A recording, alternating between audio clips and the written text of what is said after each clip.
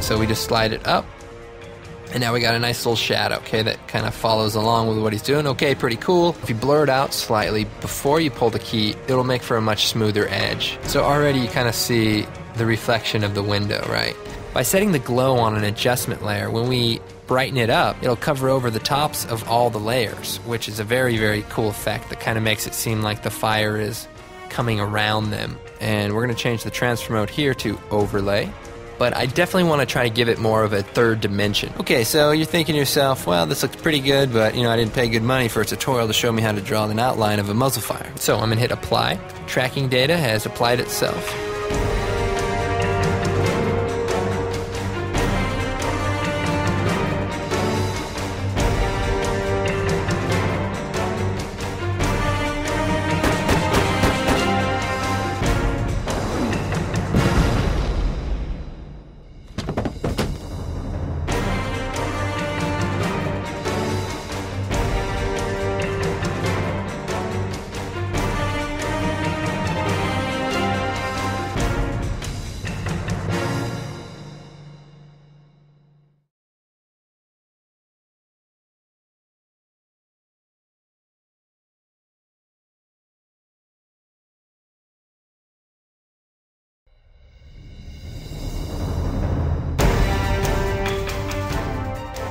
Hi, Andrew Kramer here. What we have here is this footage of this guy in front of a green screen, and that is a MP5 for those of you who are interested. It's an airsoft gun made out of very high quality plastic, so very dangerous, I can assure you. The first thing we're going to do is take this footage and drag it out to the composition area and make a new composition. I should point out, this is actually my good friend Sam Loya, who helped me out tremendously in this whole training DVD process and creation. So I just want to go ahead and thank him for all the time and help he put into making this authentic. I mean, look at this face. Yeah. Next thing we're going to do is select the layer and go up to Effects, Keying, Keylight. And this is the plugin we're going to use to pull a good matte from this green footage. So first thing we're going to do is pick the color green. Okay. And if I toggle this transparency, you can see already things are starting to happen.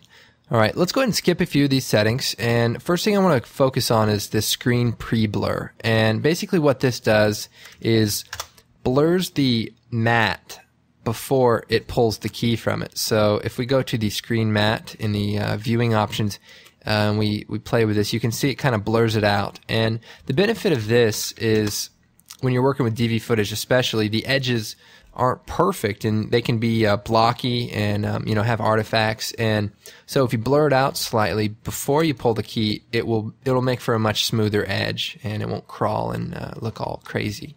So that's obviously a good thing. Now the next thing I want to go to is the screen matte. And we have a few settings in here I want to look at. Let's go and change the view momentarily to the screen matte view. And this is the black and white view. Everything that's white is opaque and everything that is black is going to be transparent. We have some gray area here which we need to work on. So the clip black will basically bump up the tolerance for the black and just kind of cut that out of the mix here. And likewise we have some gray here in the white and I want to go ahead and clip that down. So that's pretty good. Let's go with 35 and we'll make it say 75. And if we switch back to the final result and we zoom in here, you can see we actually have a pretty nice edge all around. But we're going to go and take it a few steps further. If we need to, we can actually adjust the matte basically globally and, you know, shrink it or grow it. I'm actually going to shrink it down 0.5 pixels just to make sure we don't have a weird edge. Keylight is actually a very powerful plugin. It's doing a lot of things for us basically automatically. And one of the things it's doing for us is spill suppression. If we go to the view and we change this to intermediate result, a normal keyer will basically leave all this in. That is just basically the spill from the green background. And what Keylight does is, if we go back to the final result, it actually tints those greenish pixels a color that you pick, and default is gray, which is kind of a neutral color, so it kind of gives it a non-tinted look, which is pretty nice. But since we're working with DV footage, there's a few things, a few workarounds, if you will. What I'm going to do is switch the replace method to hard color. And that basically is just a little bit lighter blending with the green color that we're suppressing. I'm going to change this color also to like a grayish green. And the reason I'm doing that is just to get a little bit closer to the original green, because of the low quality of DV footage, we can run into some artifacting with the color sampling. So the closer you get it to green, the less artifacting, but obviously you want to be far enough away so that the tint isn't there. So this color seems to do it for us. All right, the next thing we're going to do is add our background. So back to the project, I'm going to take this background picture that we have, which is actually taken with a 20D in some dark, crazy alley. So let's go ahead and put this into our background. So I'm going to drag it down here underneath our layer, and I'm going to hit Alt-Home to line that up.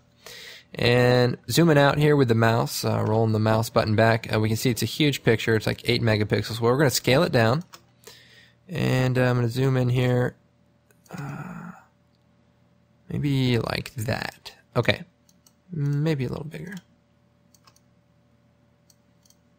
All right, we're working with progressive scan footage. Now, if we were working with interlace footage, we would possibly have some more artifacting and noisier edges.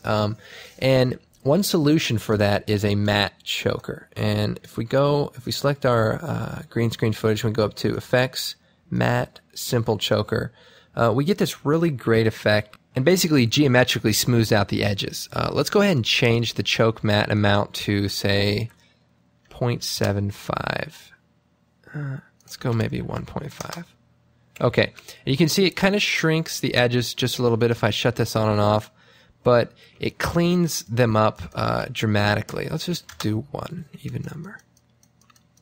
Okay, the next thing we need to do is try to match our foreground footage with the background. Basically, you can see our background is kind of greenish, and he is you know, in a studio in front of a green screen. So we need to somewhat get these colors to get a little bit closer together. What I'm going to do is, with the SAM layer selected, I'm going to go to Effects, Color Correction, and down to Levels. And I'm going to analyze a few things here first. You'll notice in the shadows of our SAM layer is the shadows are black. You know, they're gray, maybe a little warm, but in our background layer, the shadows are greenish.